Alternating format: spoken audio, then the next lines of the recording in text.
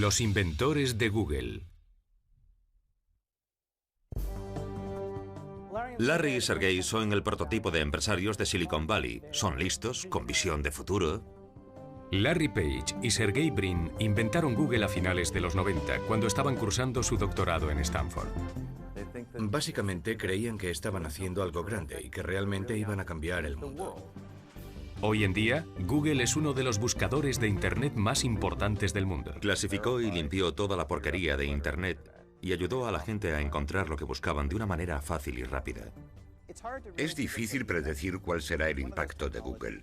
Es una de esas tecnologías que ha cambiado nuestra forma de hacer las cosas.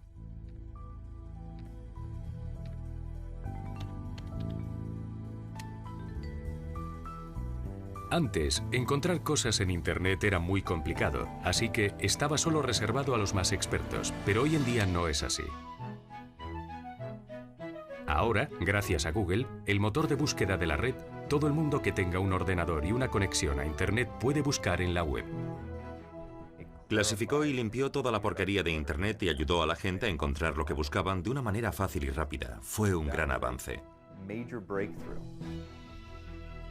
Hoy en día, Google procesa más de 200 millones de consultas al día de todas las partes del mundo. Yo soy de Inglaterra y allí muchísima gente usa Google. En Irlanda todo el mundo usa Google. Sí, Google es muy popular en Francia.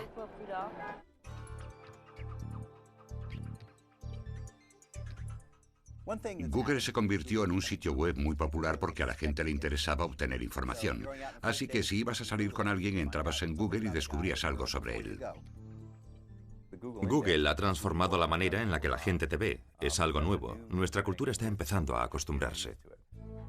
Google ha ayudado a mejorar la asistencia sanitaria. Los médicos dicen que cuando sus pacientes entran en la consulta están mucho más informados que antes. Google fue inventado por dos inteligentes estudiantes de doctorado de la Universidad de Stanford, Larry Page y Sergey Brin. Larry y Sergey son el prototipo de empresarios de Silicon Valley. Son inteligentes y con visión de futuro. Son testarudos en el buen sentido de la palabra. Page y Brin introdujeron Google en 1998. No podían haber elegido un mejor momento. Google apareció en el momento preciso, justo cuando millones de personas estaban empezando a utilizar Internet. Las páginas web echaban humo. El interés por Internet era impresionante. La red rebosaba de información. El único problema era encontrarla. Los buscadores existentes ayudaban un poco, pero la mayoría de las veces era muy difícil encontrar una joya. Antes de que existiese Google, tenías que realizar un montón de búsquedas diferentes para encontrar lo que estabas buscando. Y si entrabas en un sitio web tipo Yahoo, tenías que ir de una página a otra. Todos los buscadores tenían varios problemas. Algunos sacaban resultados irrelevantes. Ponías una búsqueda de coches y te salían cortadores de césped o tractores. Abrirse camino entre toda la basura para encontrar algunos resultados interesantes llevaba mucho tiempo y resultaba frustrante. Para superar el problema, algunos buscadores, como Yahoo, utilizaban personas, bibliotecarios en vez de ordenadores, para catalogar la información de la red y crear directorios en los que se pudiese buscar directamente. Yahoo y Google siempre han tenido una filosofía diferente. Desde el punto de vista de Yahoo, era necesario contar con expertos que saben cuál será el mejor sitio para buscar algo en concreto y poder elaborar un catálogo, un directorio al que puedas acceder y encontrar las cosas que ellos han introducido. Pero esa solución tampoco era perfecta. Cuando tienes trillones de páginas web, es imposible tener bastantes editores que puedan hacer ese trabajo, pero puedes recurrir a los ordenadores que te permiten clasificarlo todo. Brin y Page optaron por el poder de la informática. Después de estudiar a los buscadores existentes, se inventaron un motor de búsqueda que se convertirá en el modelo a seguir por todos los demás buscadores. Ahora lo que me gustaría mostrarles es... Sergey Brin reveló parte de su trabajo en una reciente conferencia de tecnología, entretenimiento y diseño en Santa Mónica. Así es como tenemos que mover los bits para que la gente consiga las respuestas adecuadas a sus consultas. Como pueden ver, aquí hay un montón de datos moviéndose rápidamente. Tiene que ir por todo el mundo a través de fibras, satélites, de todo tipo de conexiones. Brin y Page ayudaron a que el tráfico de Internet se dirigiese tanto a sitios grandes como pequeños, a periódicos independientes, empresas y organizaciones que de otra manera nunca hubieran sido encontradas. El objetivo de Google a gran escala es ayudar a que la sociedad sea más democrática. Brin y Page también ayudaron a introducir un nuevo tipo de marketing que unía anuncios relevantes con los resultados de búsqueda. Cuando los usuarios buscaran algo así como flores, aparecería un anuncio de una tienda de flores, algo relacionado con su búsqueda específica. Antes de que existiese Google, nadie sabía cómo ganar dinero con los buscadores, así que a nadie le interesaba demasiado perfeccionarlos. Google ha convertido las búsquedas en algo muy rentable. Los anuncios incluidos en las páginas de búsqueda están ahora creciendo más rápido que ningún otro tipo de publicidad. Google se ha convertido en sus dos modalidades, como anunciante y como buscador, en todo un referente de cómo encontrar y ganar dinero en Internet.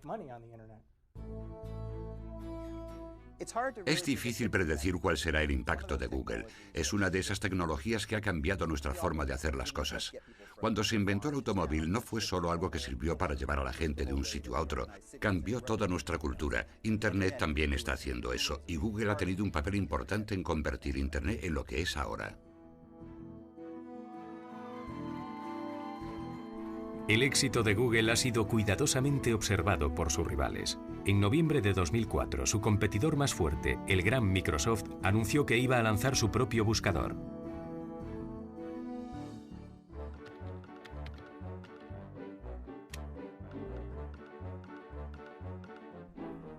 Ahora todo el mundo anda a la caza de Google, y los dos estudiantes de doctorado que lo inventaron se han hecho billonarios.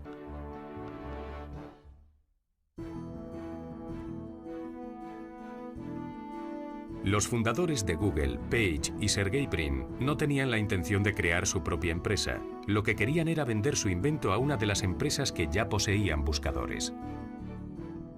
Altavista, Yahoo, You Name It, Excite, hablaron con Infoseek, hablaron con todas ellas. Y todas les dijeron lo mismo. Que los buscadores estaban pasados de moda, que ya no estaban interesados en crear ninguno, que su propio buscador ya era lo suficientemente bueno, pero a principios del 98 ninguna de estas empresas tenía este tipo de tecnología en buscadores, así que decidieron crear su propia empresa e intentar montarla ellos solos. Por aquel entonces, solo hacía 3 años que Page y Brin se conocían. Brin, un estudiante de informática de 23 años que estaba cursando el doctorado en Stanford, conoció a Page, de 24 años, cuando llegó a Stanford en 1995. Y Brin fue el encargado de enseñarle el campus. Sergey y Larry estaban en el mismo curso. Tenían intereses similares, pero no eran amigos. Hoy que cuando se conocieron no se cayeron nada bien. Pero no me sorprende nada. Porque las personas inteligentes generalmente se sienten amenazadas por otras personas inteligentes. Page era hijo de un profesor de informática de la Universidad de Michigan. Larry siempre fue muy independiente. No era el típico estudiante que entra en un sitio y dice, ¿qué estáis haciendo? Él llegaba y decía, tengo una idea y me gustaría llevarla a cabo. Era un inventor nato. Al principio de su carrera construyó una enorme impresora con fichas de Lego. Siempre hacía cosas que parecía que no iban a funcionar y luego siempre funcionaban. Sergey Brin era hijo de un profesor de matemáticas de la Universidad de Maryland. La familia de Brin había emigrado a Estados Unidos desde la Unión Soviética cuando solo tenía 6 años. Sergey también era muy inteligente y muy seguro de sí mismo. Sus intereses iban más allá de los buscadores de Internet. En realidad, Sergey estaba muy interesado en inventar algo relacionado con la biotecnología, los viajes espaciales y ese tipo de cosas. Le gustaban mucho los deportes al aire libre, el hockey sobre patines y cosas por el estilo, pero de los dos, probablemente él era el más extrovertido. A pesar de haber empezado con mal pie, Brin y Page enseguida se dieron cuenta de que tenían mucho en común y empezaron a trabajar juntos. No teníamos claro que queríamos crear un buscador. Sin darnos cuenta, acabamos creando un tipo de tecnología que podía ayudar a buscar información y entonces creamos el buscador. Mi socio Larry y yo estábamos simplemente investigando la manera en la que se podrían gestionar grandes cantidades de información y lo que se llama extracción de datos, que es encontrar patrones de datos, y poco a poco nos fuimos introduciendo en Internet, que es básicamente en donde está todo el conocimiento humano. Lo que encontraron fue un universo de información que se expandía con rapidez y varios buscadores defectuosos. Muchas páginas, pero la cantidad de información era demasiado grande y se extendía muy rápido. No podían manejarla toda. También estaba el tiempo que tardaba el buscador en responder. Entrabas en uno de ellos y tardaba 10-15 segundos en darte los resultados. Brin y Page estaban convencidos de que podían hacerlo mejor. Se fijaron en cómo estaban diseñadas las páginas web, en los enlaces que unían una página con otra. Entonces se dieron cuenta de los billones de enlaces que entrecruzaban el ciberespacio y descubrieron un patrón. Las web más populares y mejores tenían un montón de enlaces que apuntaban a ellas.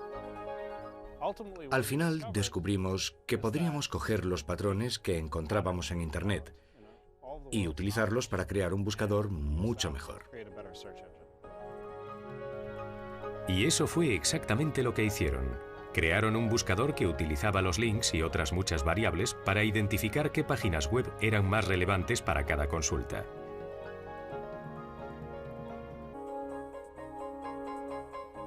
Pero el problema era conseguir ordenadores para ejecutar el programa. Los ordenadores que ejecutaban los buscadores existentes eran muy caros.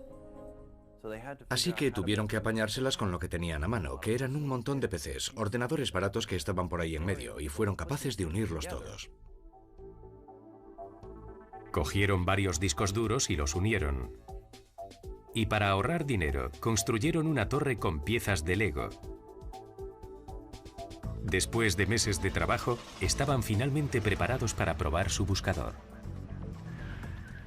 Al principio, en Stanford, creamos un prototipo de buscador muy simple. Ese fue el original. El proyecto se llamó Backrub. Poco después, la siguiente generación se llamó Google. Google tenía un grupo de ciberexploradores llamados arañas o robots para buscar información en Internet. Cada vez que encontraban una nueva página web, la copiaban y se la mandaban a los ordenadores de Brin y Page. En 1998 ya tenían 25 millones de páginas indexadas. En esa época no se utilizaban mucho los buscadores, así que a los administradores de determinados sitios web no les gustó la intrusión. Hubo un artista en Singapur que tenía un sitio web. Cualquiera podía entrar y descargar información. No era un sitio web de acceso restringido. Pero de repente vieron que un ordenador de Stanford estaba descargándose miles de páginas de su sitio y tuvimos que decirle, mire, no estamos guardando las páginas, no las estamos redistribuyendo. Lo único que estamos haciendo es indexarlas para que luego otra gente las pueda encontrar. Pero el hombre llegó hasta el punto de hablar con un despacho de abogados y nos dijo que nos iba a denunciar. Al contrario que a sus detractores, a la mayoría de la gente le gustaba el poderoso buscador de Brin y Page. No solo daba resultados relevantes, sino que era mucho más rápido que los buscadores que utilizaban ordenadores caros. Normalmente, si tienes un ordenador muy grande, el procesador funciona muy rápido, pero se suele colgar. Tarda más tiempo porque solo puede usar un disco duro a la vez. Se dieron cuenta de que si pudiesen conectar un montón de ordenadores para que trabajasen juntos en una búsqueda, entonces no se colgaría. Brin y Page se obsesionaron con la velocidad, haciendo todo lo posible para quitar décimas y centésimas de segundo de sus tiempos de búsqueda. Y se dieron cuenta de que si eran capaces de bajar ese factor tiempo a un segundo o menos, la gente usaría el buscador de una manera completamente diferente. Así que cuando diseñaban sus ordenadores y servidores, este siempre era su objetivo prioritario. Tenían que conseguir la suficiente potencia y memoria para poder responder a esa consulta en un segundo. Todo el mundo que probó Google le gustó. Se suponía que el nombre iba a ser Google, G-O-O-G-O-L, el término matemático representado por un 1 seguido de 100 ceros, pero... Bueno, esto pasó antes de que existiese el revisor ortográfico de Google. Creo que fue por eso. Pronto, el número de búsquedas en Google superó la capacidad de los ordenadores de Brin y Page. Animados por lo bien que Google había sido recibido en Stanford, Brin y Page empezaron a buscar socios que quisieran licenciar su tecnología de búsqueda. Larry y Sergey siempre estuvieron motivados por hacer algo que fuese útil para el mundo. Lo importante para ellos no era ganar mucho dinero, sino aprender y enseñar. Desde el principio no estaban motivados por el dinero, sino por encontrar una manera de facilitarle a la gente la máxima información posible. Pero el mundo fuera de Stanford no compartía el idealismo de Brin y Page. Les dijeron, tecnológicamente hablando es una gran idea, pero desde el punto de vista económico los buscadores no nos interesan. Eran más bien algo técnico, de la infraestructura. En otras palabras, no eran rentables. Los negocios rentables de Internet eran los portales, sitios web con un montón de servicios y publicidad como Yahoo y América Online. Sin posibilidad de licenciar su tecnología, los dos ingenieros se pusieron a buscar inversores para crear su propia empresa. Y encontraron a Andy Bechtolsheim, fundador de Sun Computing. Andy abrió su chequera y extendió un cheque para Larry y Sergey por valor de $100.000 y les dijo, ¿a qué nombre extiendo el cheque? Y dijeron, estábamos pensando en llamar al proyecto Google, así que lo extendió a nombre de Google Incorporated, y esto les obligó a constituir la sociedad. Dejando a un lado sus doctorados, Brin y Page montaron la empresa en casa de un amigo. Pensamos que estarían allí durante el día, mientras nosotros estábamos trabajando. Pero estaban allí las 24 horas. Mientras Page y Brin trabajaban duro, el número de consultas aumentó a 10.000 al día y la prensa empezó a prestarles atención. En periódicos y revistas aparecieron artículos alabando la eficacia de Google. La revista PC Magazine incluyó a Google entre sus 100 mejores web. Finalmente consiguieron $25 millones de dos importantes inversores, dos de las empresas con mayor capital. Y cuando eso ocurrió, el mundo empresarial se dio cuenta de que esta podría llegar a ser una empresa importante. Con el dinero en la mano y aún luchando contra los elementos, Brin y Page trasladaron su empresa a una nueva y espaciosa oficina. Sergey y Larry tenían una gran ventaja, su juventud. Básicamente creían que estaban haciendo algo grande y que realmente iban a cambiar el mundo, como dijo Steve Jobs.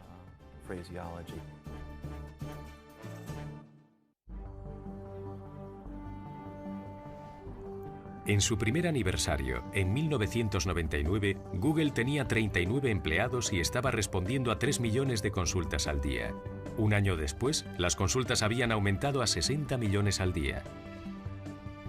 En esos años, Brin y Page introdujeron publicidad en sus páginas de búsqueda y firmaron contratos para extender Google a Italia, Gran Bretaña, Japón y China.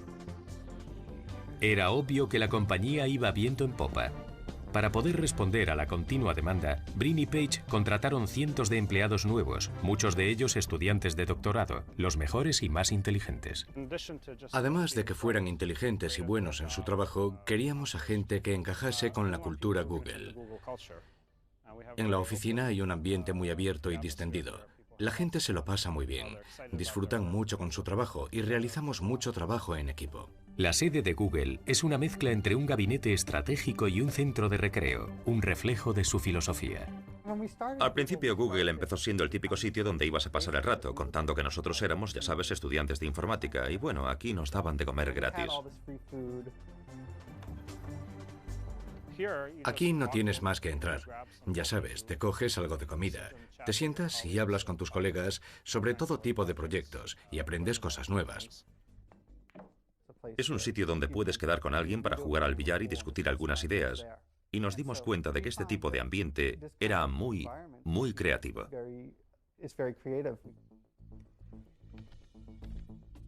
El ambiente creativo de Google ayudó a que surgiesen un montón de nuevas ideas. Buscador de imágenes, temático, de precios de productos online, de grupos de noticias, de sitios web de noticias y mucho más. Mientras se introducían estos nuevos buscadores, Brin y Page aumentaban el poder de su motor de búsqueda, adentrándolo cada vez más en el ciberespacio.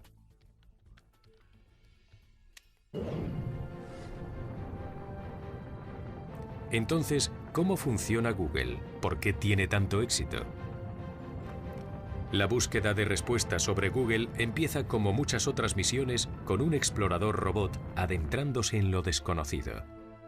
En el caso de Google, lo desconocido es el ciberespacio, y el explorador, un programa de ordenador que Brin y Page denominaron Googlebot. Googlebot rastrea el ciberespacio a gran velocidad. Su misión es encontrar todos los sitios web y copiar cada página web. Entonces sale y echa un vistazo a todas las páginas web y dice: he encontrado un nuevo sitio web, una mina de oro, y allí descargará las páginas y descubrirá si tiene algún enlace con algún sitio web desconocido, y de esta forma va rastreando páginas por todo el mundo. Googlebot hace un seguimiento de los sitios web y cada cierto tiempo cambian sus páginas. Con un buscador tan grande como Google, la actualización siempre es un problema, porque es imposible rastrear 3 billones de páginas al día. Así que designa una serie de sitios como prioritarios de acceso asiduo, como las webs de noticias, por ejemplo.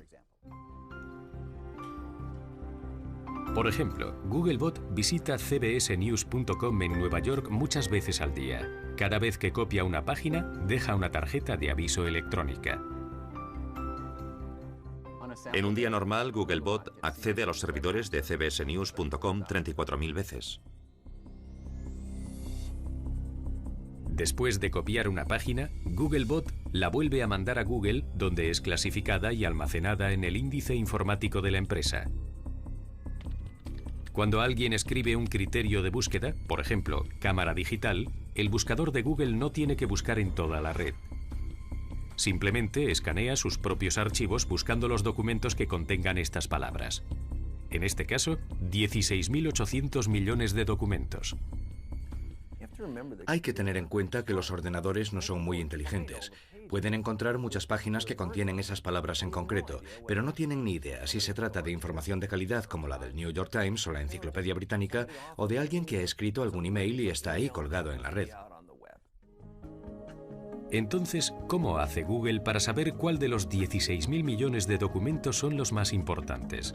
La respuesta es PageRank, un algoritmo secreto inventado por Larry Page. PageRank es lo que diferencia a Google de la competencia. Lo que hicieron los inventores de Google, y fue algo muy inteligente, fue utilizar la estructura de enlaces de Internet como si se tratase de un concurso de popularidad. Page se dio cuenta de que las web más populares tenían muchos enlaces que apuntaban hacia ellas en otros sitios web, y que esos enlaces podrían utilizarse para medir su importancia. Las páginas se votaban las unas a las otras creando enlaces entre ellas. Cuando en tu página incluyes un enlace a otra página, estás diciendo que esa página es importante, estás votando por ella. Así que una página web que posea 20.000 enlaces en otras páginas será más importante que una que tenga 6 o ninguno. Y eso era suficiente para Page y Brin. Sus ordenadores no podían hacer juicios de valor, pero podían contar los votos y hacer una lista de las páginas web según su importancia. El sistema PageRank es en realidad mucho más complicado, tiene en cuenta muchos otros factores. Lo más extraordinario del buscador de Google es lo rápido que funciona. Google está obsesionado con la velocidad. Me refiero a que es casi imposible ver cuánto tarda desde que haces clic hasta que obtienes los resultados. ¿Cuánto tarda en encontrar 16 millones de resultados de cámaras digitales y ponerlos en el orden adecuado? Solo 0,59 segundos. La velocidad de Google y su precisión le ha convertido en el buscador favorito a nivel mundial. El pequeño Google ha ido creciendo y cambiando su logo según han ido pasando los meses. Los sombreritos de Año Nuevo dieron paso a los fuegos artificiales y luego a las calabazas y a los pavos. En 2001, el buscador precoz de solo 3 años estaba respondiendo a 100 millones de consultas al día. Tenemos alrededor de 5 billones de páginas indexadas, y eso son muchas, sobre todo si lo comparamos con cuando lo lanzamos, que creo que teníamos 20 millones o algo así, así que son 200 veces más. Y Google existe en 100 lenguas. Según la empresa iba cambiando, también lo hacían las vidas de sus fundadores. Yo suelo viajar mucho por negocios y conozco a mucha gente. Hace un mes conocí en Londres a Mikhail Gorbachev y a otros dignatarios. Pero lo más importante fue que Brin y Page decidieron dar un giro radical con respecto a un asunto crucial, la publicidad. Al principio estaban totalmente en contra. Lo veían como algo molesto que no entraba dentro de la filosofía corporativa de Google. Uno de nuestros ingenieros nos lo planteó de una manera muy sencilla. Nos dijo, sed más listos. Entonces, Brin y Page descubrieron que podían ser más listos que nadie uniendo los resultados de la búsqueda con la publicidad. Su teoría era unir la publicidad con palabras clave, de tal manera que cuando escribías una palabra en particular, los anuncios que saldrían tendrían que ver con esa consulta y quizás podrían hasta resultar útiles. Llamaron a esta publicidad AdWords. Eran simples anuncios de texto claramente separados de los resultados de búsqueda. Algunos buscadores que hay hoy en día mezclan los resultados pagados con los otros resultados y no los distinguen.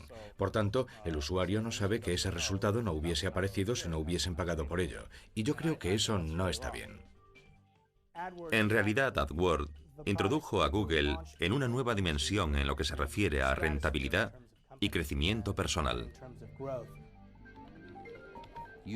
Entras en Google y escribes semillas de flores salvajes. Entonces salen una serie de textos y en la parte derecha de la página aparecen pequeños anuncios rectangulares. Esos son los enlaces patrocinados o los anuncios pagados, los AdWords. El primero de la lista es un anuncio de American Meadows, una empresa de Vermont que vende semillas de todo tipo de flores salvajes. Google coloca su anuncio cada vez que una persona escribe el término de búsqueda semillas de flores salvajes. Si pinchas aquí, vas directamente a nuestra página web. Ray Allen es el gerente de American Meadows. Lo realmente revolucionario de la publicidad de coste por clic como los AdWords es que cuando pones tu anuncio en esa página, es el cliente el que te encuentra a ti. No tienes que buscarlo tú como ocurre en una revista o en la televisión. Él te encuentra a ti. Y cuando alguien hace clic en uno de tus anuncios, está diciendo, quiero ver tu producto. Tú no tienes que poner tu anuncio y decir, por favor, miren mi producto. Ni tampoco tienes que pagar cientos de dólares por esto. Google subasta sus términos de búsqueda a los anunciantes. Allen pujó 62 céntimos por el término semillas de flores salvajes. Cada vez que alguien hace clic en su anuncio, él paga a Google esa cantidad. La puja de Allen fue la más alta, por eso su anuncio es el primero que aparece. Una de las cosas más importantes para que funcionen los AdWords es estar entre los 3 primeros en los términos de búsqueda principales. Tienes que estar ahí.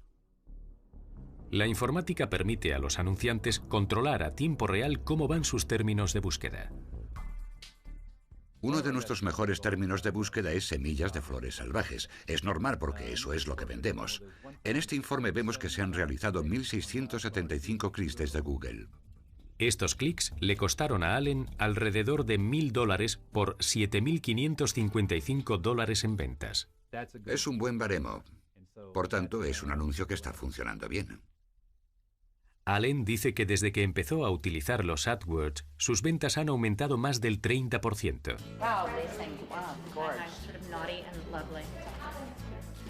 Los dueños de Daily Candy, un boletín de noticias vía email, también son fans de la publicidad de Google.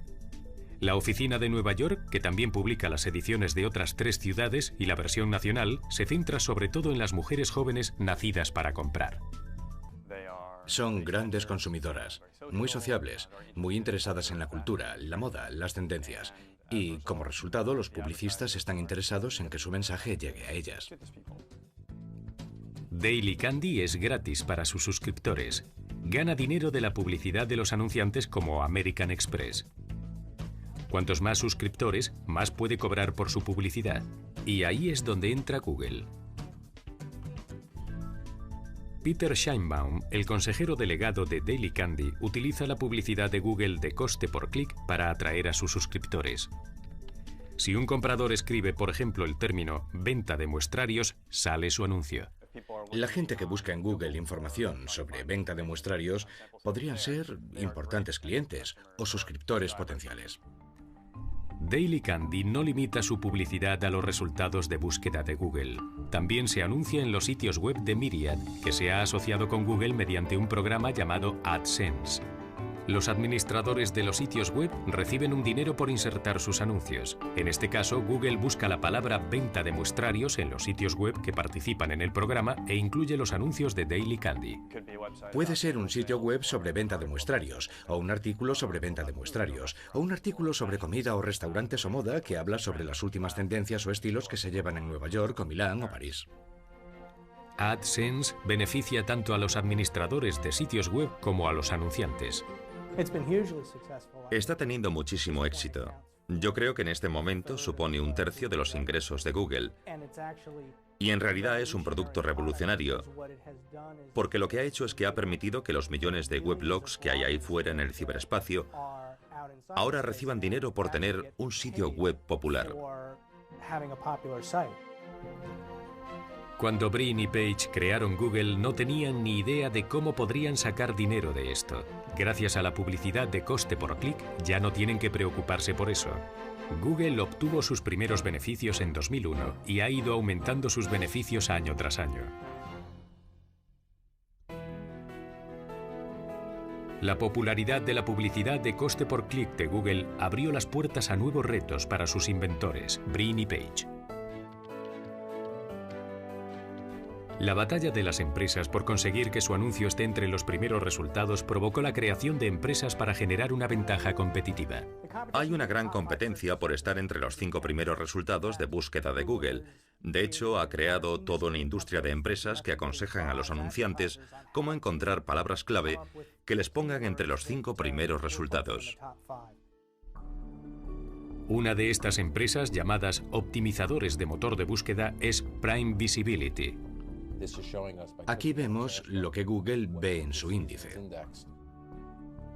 Andrew Hazen es el fundador y director de Prime Visibility, una empresa especializada en situar a los sitios web de sus clientes entre los primeros resultados de búsqueda de Google. Para ello, modifican los sitios web de sus clientes para que obtengan la máxima puntuación en el PageRank. Google es famoso por su PageRank y puedes ver el valor de PageRank de un sitio web en una escala de 0 a 10. Se trata de una fórmula secreta. Se dice que el PageRank contiene más de 500 millones de variables. En su tesis doctoral, Page y Brin revelaron que la variable más importante del PageRank son los enlaces a otros sitios web. Los optimizadores de motor de búsqueda se aseguran de que los sitios web de sus clientes tengan enlaces suficientes. Los optimizadores también han descubierto numerosas variables del PageRank. Boxesdelivered.com, uno de los clientes de Hazen, aparece en la lista de los 3 primeros resultados de Google. Boxesdelivered.com es un sitio web que corresponde a una empresa de mudanzas. Básicamente, cuando la gente está pensando en hacer una mudanza, sea esta comercial o residencial, sabemos por nuestra investigación que cajas de mudanzas y empresas de mudanzas son nuestros 2 términos clave de búsqueda. Google premia con muchos puntos a los sitios web en los que el término de búsqueda aparece muchas veces. Así que Hazen ha colocado la palabra cajas de mudanzas por toda su página web. En esta página puedes ver todas las palabras subrayadas, y estas son las palabras que ve el PageRank de Google y puntúa las veces que se menciona el término. Pero lo que Google está buscando no es solo la cantidad, sino también la calidad. ¿Dónde aparecen los términos de búsqueda? Todo se puntúa. Así que el título, que es el nombre de la página en sí, puede obtener en una escala de 1 a 10 un 8 o un 9. El contenido de la página puede que obtenga un 9. Que tenga simplemente un texto normal no es tan beneficioso como que tenga parte del texto en negrita o enlaces en los que se pueda pinchar. Hazen también aumentó el número de enlaces desde los que se podía acceder a Boxes Delivered. El sitio web original de Boxes Delivered tenía solo 6 o 9 enlaces. Hazen aumentó su número a 90. En boxesdelivered.com estamos buscando un sitio web que tenga un servicio de cambio de dirección por traslado. Lo que haríamos es poner un enlace en Boxes Delivered y luego contactar con ellos y decirles: hemos puesto un enlace a su página web desde nuestro sitio web. Si desea verlo, haga clic aquí. Por favor, sea tan amable de incluir un enlace de su página a la nuestra. Entre los clientes de Prime Visibility se encuentran Lauren Hutton's Good Stuff, Tourneau y Wells Fargo Century. La optimización del sitio web es ahora una parte esencial de los negocios de Internet.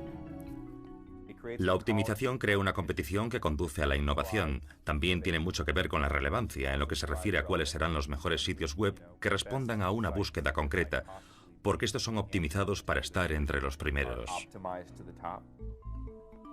Pero hay operadores sin escrúpulos que también pueden utilizar la optimización para situar a sus sitios web en el primer puesto.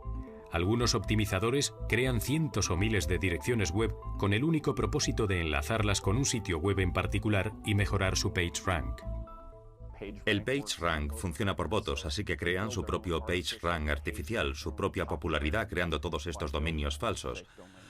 Conozco una empresa de optimización que tiene 50 traductores en plantilla que traducen las páginas para que Google indexe todas esas traducciones alternativas. Algunos optimizadores han ido tan lejos como inventarse algoritmos especiales, términos que parecen sacados de los descifradores de códigos de la Segunda Guerra Mundial.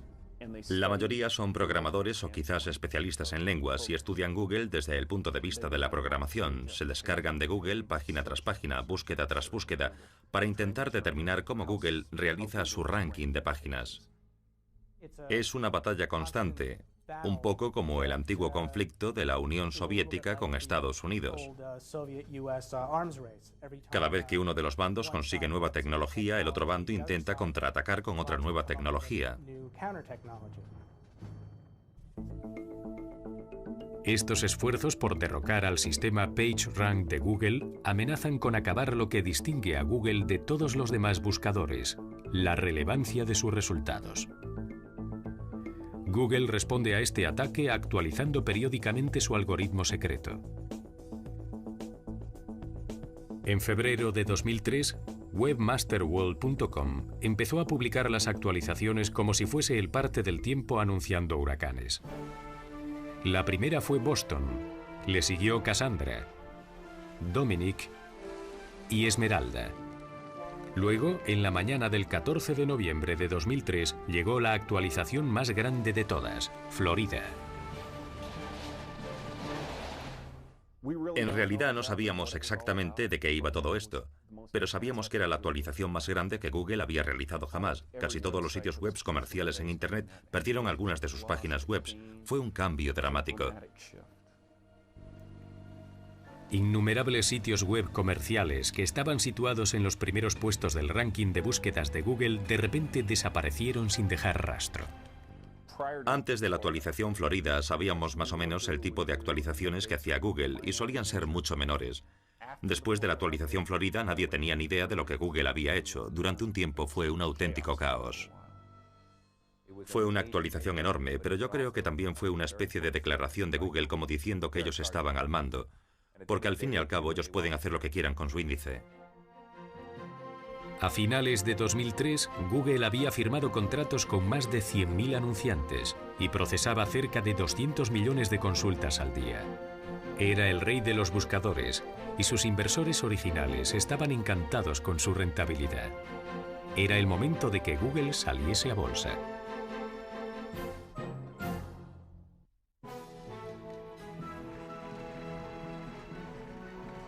El 2004 fue el año decisivo para Google. Fue el año en que Brin y Page decidieron que Google saliese a bolsa. Y el año en el que Microsoft lanzó oficialmente su propio buscador. En su carta a posibles accionistas, Brin y Page advirtieron que Google no sería una empresa convencional. Su objetivo, decían, era hacer de Google una institución que convirtiese al mundo en un lugar mejor. Creo que su salida a bolsa fue un reflejo de su idealismo en cuanto a la forma de gestionar Google. Lo organizaron de tal manera que no solo los inversores institucionales y los agentes de Wall Street pudiesen beneficiarse de estas acciones, sino también que cualquier accionista podría invertir en Google. Este inusual enfoque significó menos dinero y menos beneficios potenciales y por consiguiente la pérdida del apoyo de la mayor parte de Wall Street. En Wall Street estaban preocupados por las capacidades de gestión de Brin y Page. Como resultado, la entrada en bolsa de Google no empezó muy fuerte, cotizando a un precio un poco más bajo de lo que se esperaba. En el mundo de los negocios, probablemente no tiene mucho sentido cabrear a Wall Street cuando no es necesario. Pero Brin y Page rieron los últimos. Poco a poco, el precio de las acciones empezó a subir y ahora su fortuna asciende a alrededor de 4 billones de dólares. Sus amigos dicen que el dinero no les ha cambiado, que siguen teniendo los mismos valores que tenían cuando empezaron. Sigo llevando una vida sencilla. Mi coche tiene unos 10 años. Es un Honda nada lujoso y tengo un piso en Palo Alto. Siguen estando muy dedicados al negocio, sobre todo a la parte tecnológica, para introducir nuevas ideas, nuevos métodos para que la información sea más accesible. Sin embargo, el cambio a una empresa cotizada en bolsa ha supuesto algunas modificaciones. Los inversores capitalistas les dijeron: es hora de nombrar a un consejero delegado, estamos creciendo mucho y realmente necesitamos a alguien, algún tipo de supervisión.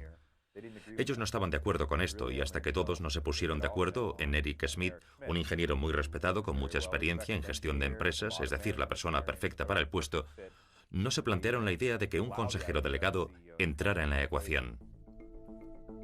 Ahora que Google es una compañía multimillonaria, se enfrenta a retos a los que nunca antes se había enfrentado. Yo creo que el problema más grande al que tendrá que enfrentarse Google será cómo pasar de ser una empresa de 100 empleados hace 2 o 3 años a ser una empresa de 10.000 empleados dentro de 2 o 3 años. Eso es lo más difícil de hacer para cualquier empresa, y ellos lo tenían que hacer a un ritmo totalmente acelerado. Muchos de los trabajadores de Google son ahora millonarios gracias a la venta de acciones. Esto crea otros problemas. Yo creo que como resultado Google, es decir, Larry y Sergey, van a tener que enfrentarse a una facturación superior a la que nunca han tenido. Y bueno, por supuesto está la competencia. Page y Brin han demostrado que los buscadores pueden ser extremadamente rentables. Ahora todo el mundo anda al acecho. Yahoo ha estado comprando otros motores de búsqueda y servicios complementarios. Ahora, con el todopoderoso Microsoft calentando motores, muchos expertos piensan que pronto se iniciará una guerra de buscadores de Internet. Definitivamente está surgiendo una nueva generación de competidores. Y bueno, esto es algo que hay que tomárselo muy en serio. Microsoft y Yahoo son empresas muy fuertes.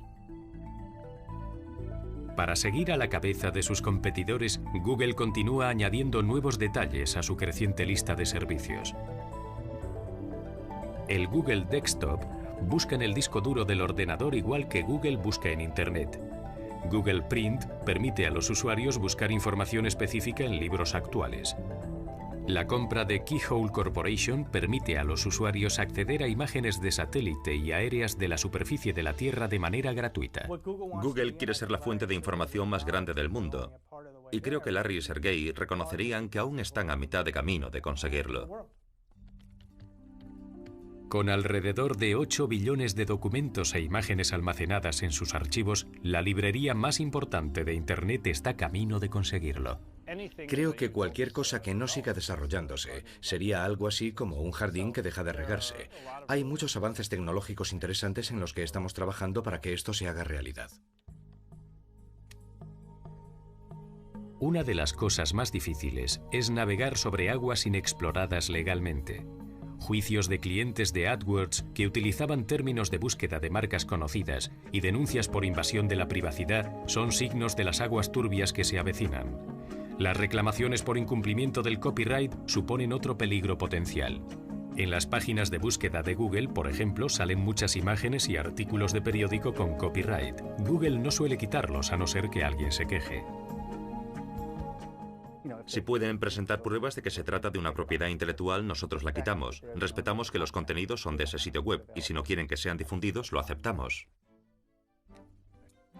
La búsqueda de Page y Brin por conseguir que la información mundial sea algo totalmente accesible hace que también surja un problema social. Cuanta más gente utilice Google, más definirá quiénes somos ante los ojos de los demás. El problema es que la información de Google a veces puede ser imprecisa y falsa.